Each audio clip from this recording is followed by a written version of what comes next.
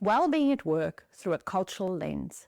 Hi, I am Dr. Tanya Finney and I specialize in cross-cultural communication and cultural intelligence. Today I want to talk about something that impacts all of us, well-being at work. We know that well-being matters. A happy, supported workforce is a productive workforce. But what we often miss is how cultural perspectives shape our understanding of well-being. What feels supportive in one culture might feel intrusive in another. What looks like burnout in one workplace might be resilience in another. So how do we create a workplace culture that genuinely fosters well-being for everybody across backgrounds, beliefs, and communication styles? Let's start by acknowledging that well-being is culturally constructed. In some cultures, well-being is tied to a community, workplace relationships, shared meals, and collective collaborations, for example. In others, it's about autonomy, about setting clear boundaries, personal space, and individual achievements. Take Japan, for example, where kurashi, or death by overwork, becomes so prevalent that laws had to be introduced to enforce rest. Meanwhile, other side of the world, in Denmark, the cultural norm of hygge, excuse my pronunciation, a sense of coziness and work-life balance is embedded in how workplaces operate. Same human need, different cultural expressions. There are many common well-being pitfalls. So in multicultural workplaces, well-being initiatives can unintentionally exclude people. Let's look at a couple of common pitfalls. One-size-fits-all solutions. A yoga session won't support somebody whose cultural well-being is tied to family time. Ignoring communication styles.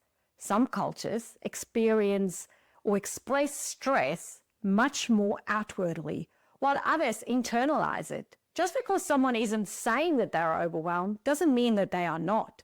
Misunderstanding rest and productivity is different in cultures. In some cultures, working late signals dedication. In others, it signals inefficiency. If we only reward one approach, we risk alienating valuable talent. Imagine a team with two employees, maybe one's from Germany or Dutch, South African, like my background, and another is from Thailand or the Philippines, and they're dealing both with heavy workloads.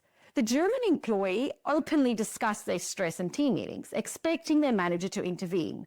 Meanwhile, the Thai or the Filipino employee, coming from a culture that values harmony and saving face, stays silent, but is experiencing the same level of stress.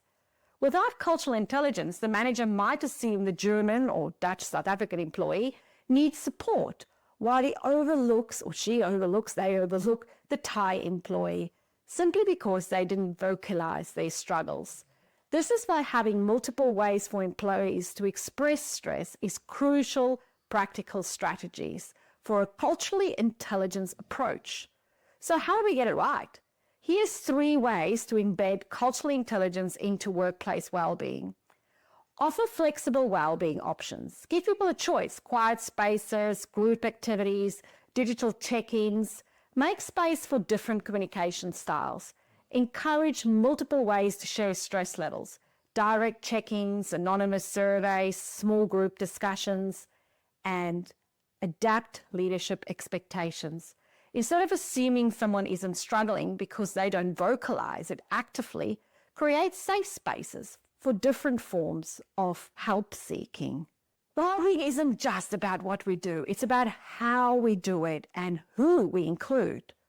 When we approach it through a cultural lens, we create workplaces where everybody, regardless of background, feels seen, valued, and supported. So I challenge you, how can you bring more cultural intelligence into your approach to well-being at work? Let's start the conversation.